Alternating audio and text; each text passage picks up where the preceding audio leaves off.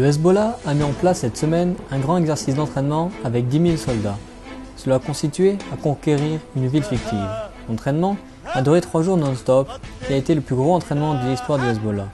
La presse libanaise a même dit que les officiers iraniens y ont participé. Nasrallah, qui était présent lors de l'entraînement, a aussi fait un discours en disant qu'il faudrait qu'Israël devienne un enfer.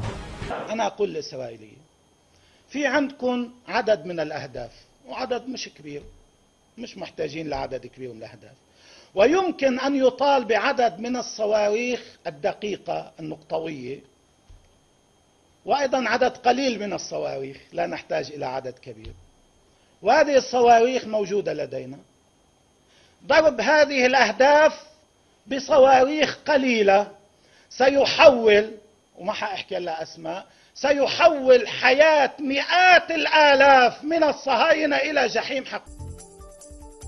À Washington, on dit que le Pentagone prépare un programme pour sécuriser les armes chimiques en Syrie pour en avoir le contrôle et, si besoin est, les détruire avec l'armée de l'air. Ce programme comprendrait des unités commando qui sécuriseraient le périmètre.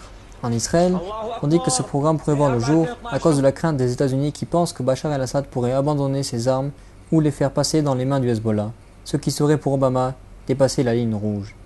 I have, at this point, not ordered military engagement in the situation, but the point that you made about chemical and biological weapons is critical.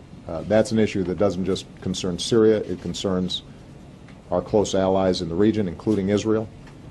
It concerns us. We cannot have a situation where chemical or biological weapons are falling into the hands of the wrong people. We have been very clear to the Assad regime, but also to other players on the ground that a red line for us is we start seeing a whole bunch of chemical weapons moving around or being utilized. That would change my calculus. That would change my equation. Le secrétaire général des Nations Unies, Ban Ki-moon, participera à une conférence spéciale des Nations Unies à Téhéran. Israël et les États-Unis s'y sont opposés, même que Benjamin Netanyahou lui a écrit une lettre en lui demandant de ne pas voyager en Iran, car ceci serait une grosse erreur et donnerait la légitimité de l'Iran de l'antisémitisme. Dans un même temps, l'AUA publiera dans la semaine à venir l'évolution du programme nucléaire iranien. This decision by the Secretary General is a mistake. This is inadvertently giving legitimacy to the regime in Tehran, a government which is sanctioned by the UN Security Council for its aggressive nuclear weapons program, a regime that supports terrorism, a regime that is openly anti-Semitic, that says my country should be wiped off the face of the earth.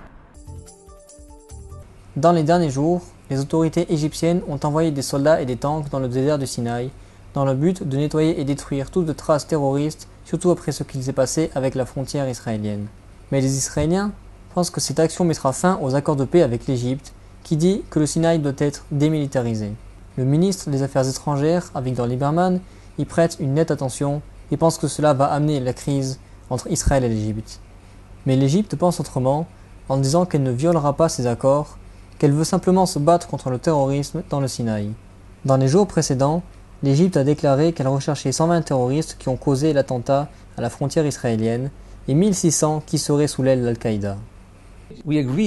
لقد اتفقنا مع المصريين على أنهم يستطيعون نشر 7 كتائب 7 كتائب يعني الآلاف من الجنود وكذلك مروحيات ولم يستخدموها لم يفعلوا شيئا ولو استمر الإرهاب من سيناء إلى غزة أو مباشرة إلى إسرائيل فستضطر إسرائيل للرد باختراق سيناء وقد يغير ذلك كل شيء